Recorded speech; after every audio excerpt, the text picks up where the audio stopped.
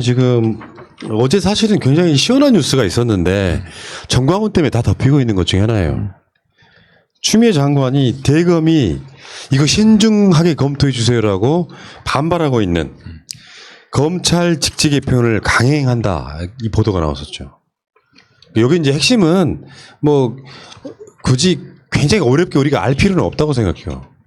검찰 개혁의 방향성에 맞기 때문에 그렇습니다. 형사부, 공판부, 진짜 개고생하는 사람들 위주로 직제를 개편하겠다 이런 건데, 근데 사실은 큰 틀에서 보면 이게 굉장히 중요해요. 이게 승진한 뭐 고검장, 지검장이 있고 좌천한, 그래서 검사를 그만둔 검사장들이 있고, 이런 상황에 대개 보면 여러분들 생각하는 것보다 검찰들이 고분고분 잘 받아주고 있어요. 여러분들 그 최근에 비밀의 숲 다시 시작했잖아요. 시즌2. 그 내용을 보시면은 검경 수사권 조정 이야기 거기서 똑같이 나오지 않습니까? 실제로 검경 수사권 조정에 대해서는 굉장히 오랜 시간 동안 묵은 이슈이기도 하죠. 근데 지금 문재인 정부 들어서 민주당 180석 이 상황에서는 이거 못하면 전 내가 보기에 개혁 못하는 거라고 생각이 드는데, 어쨌건 이 과정들을 거쳐가면서 내부적으로 다수가 반발하는 게 아니고 일부 정치검사들이 반발하는 양 보여주면 마치 그게 검찰 전체인 양 하는 그 여론 작업들이 지금도 이루어지고 있는 겁니다. 근데 하나만 이야기하고 싶어요.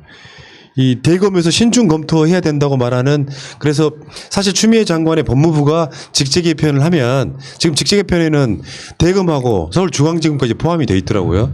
여기에 다 포함되어 있는 내용들을 이러이러한 필요한 이유 때문에 바꿔내는 건데, 저쪽은 어떻게 프레임을 말아가냐면 윤석열 죽이기라고 몰아가요.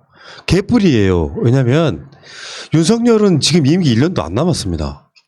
검찰 개혁에 오히려 윤석열이기 때문에 오히려 이게 빨라진 거예요. 보통 잘하고 있는, 예를 들어서 잘한다까지는 아니더라도 별 말이 없는 검찰총장이 있었다고 쳐봐요. 그러면 뜬금없이 직책 개편 못하는 거예요. 왜? 뜬금없이? 그리고 실제로 이 직책 개편에 대해서는 윤석열도 찬성을 한 적이 있어요. 그럼에도 불구하고 일부 검사들이 예를 들면 내부 반발 이야기하는데, 이프로스 같은데 약간 불만을 이야기하면 그게 검찰 전체의 목소리를 치환시켜버린 언론이 문제인 거예요.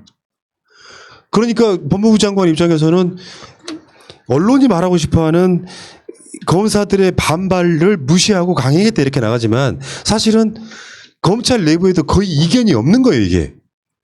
그 윤석열 힘빼기도 아니라고. 네, 제가 알기로는 검사가 한 2,600명 정도 되죠. 2,600명 정도 되는데 그중에서 특수톡이 얼마나 있을까요? 10%도 안 된다고 보거든요. 10% 안 된다는 거죠. 근데 10%도 안 되는 검사들이 모든 권력을 장악했죠. 실질적으로 일선 검사들을 들으면 매일 밤새고 형사부에 있는 사람들이 나쁜 놈 잡고 도둑놈 잡고 강간범 잡고 폭행범 잡고 시달리고 있잖아요. 생고생은 그 사람들이 다 하지만 실질적으로 욕은 싸잡아서 2,600명이 다 먹어요. 260명 때문에.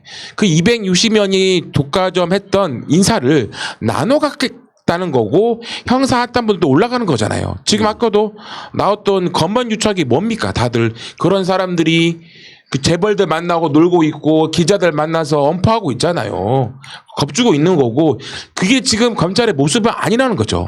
검찰이 원래대로 제 모습을 가져가고 공정한 인사를 통해서 진짜 제대로 된 검사가 검사장이나 고검장이 돼가지고 좀 우리나라가 이게 바로 제대로 된 검찰 개혁의 시발점이 아니라고 저는 생각합니다. 이 직제 개편의 가장 핵심은 뭐냐면은 검찰한테 6개 부분만 직접 수사하라 이렇게 이걸 바뀌었잖아요. 나는 그것도 과하다고 보는 사람이거든요. 진짜 알짜배기는 다 가져갔어요. 더 힘 빼야 된다고 생각해. 근데 그랬으면 지금까지 검찰이 사실상 수사 종결권까지 가지면서 막 전횡을 휘둘렀던 곳에 불필요한 부서가 생기는 거예요. 그럼 그걸 없애야 될 거 아니야. 근데 그 없애는 것마저도 법무부가 대검의 반대에도 불구하고 강행했다, 이런 프레임으로 몰고 가는 건데, 사실 다시 한번 말씀드리지만 윤석열도 찬성했던 이야기라니까요. 왜 이런 짓거리들을 기자들이 하는지 모르겠습니다.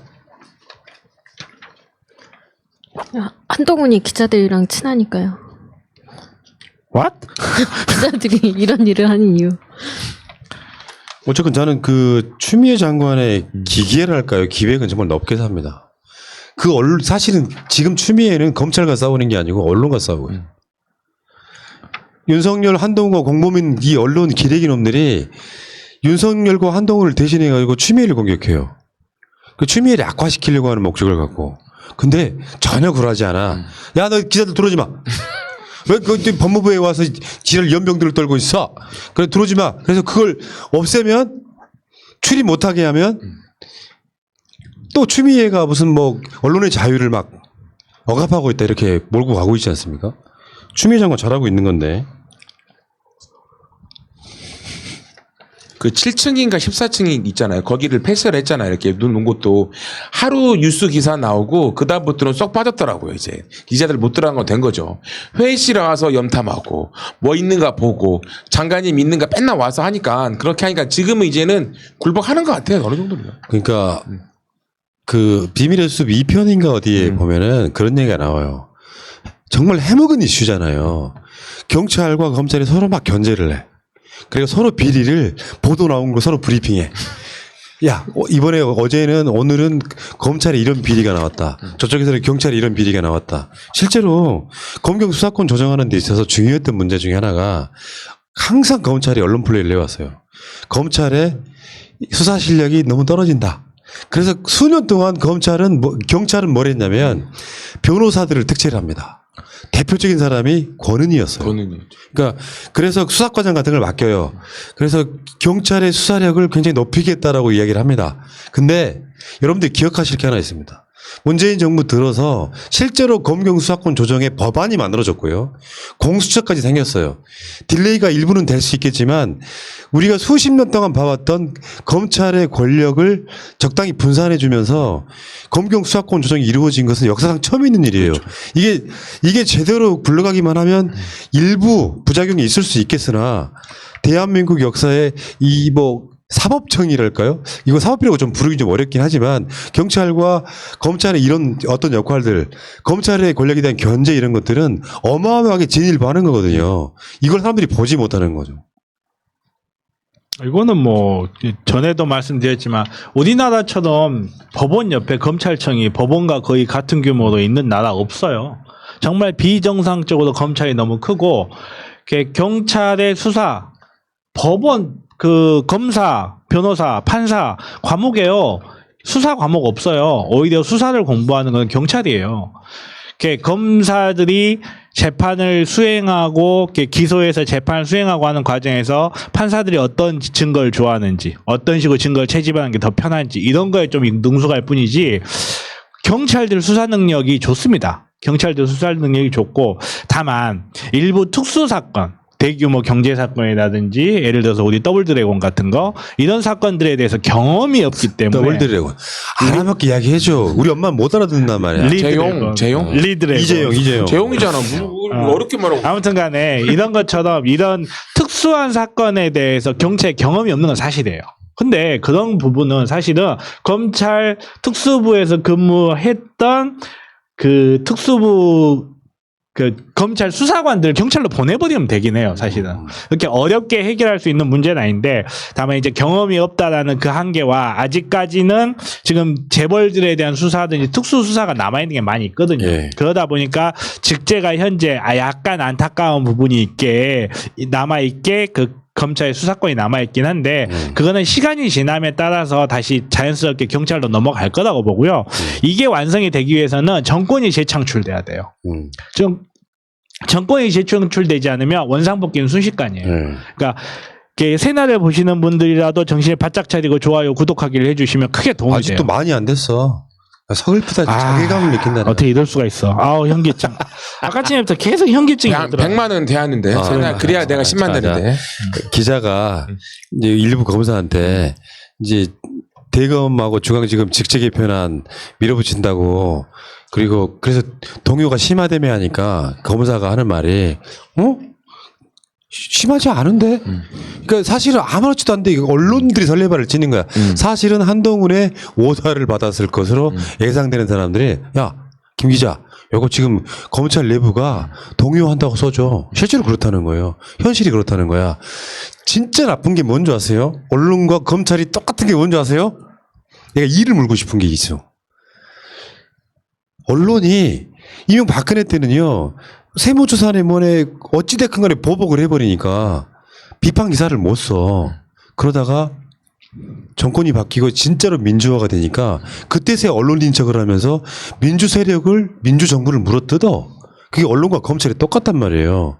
실제로 직제 개표는 정권마다 있어요. 왜냐하면 시대적 흐름이 노태우 이후에 민주화의 흐름 속에는 보수 정권이었던 민주 정권이었던 간에 되게 그런 흐름을 타고 있기 때문에 조금씩 개혁을 합니다. 근데 박근혜 때 오직 뭐 하는 줄 아세요? 심지어 박근혜 때는 공안부를 강화시켰어. 황교안 공안부를 강화시켰다고. 맞죠. 근데 그 당시에 검찰 새끼들 한 마리도 찍소리도 반발한 적이 없어요. 근데 민주정부에서는 그게 가능해. 나 이게 크게 보면 긍정적이라고 보는데 반대로 말하면 이게 일종의 민주정부의 가장 힘든 점이에요. 언론이나 검찰이 하고 싶은 말 억으로 다 받아줘야 되니까 여론이 막 찌그락바그락하지. 실제로는 이걸 뚫고 검경 수사권 조정하고 공수처 만들었다는 게 어마어마한 역사적 사건이라는 거야. 근데 그 주장을 하고 싶은 거지. 독일에서는 거기에 대해서 이런 행위에 대해서 사법부에서 어떻게 판단했냐면 민주주의의 적을 민주주의의 논리로 보호할 필요가 없다라고 해서 그 민주주의의 적이었던 자들이 민주주의의 제도를 이용해서 숨는 행위를 강력하게 단죄했어요.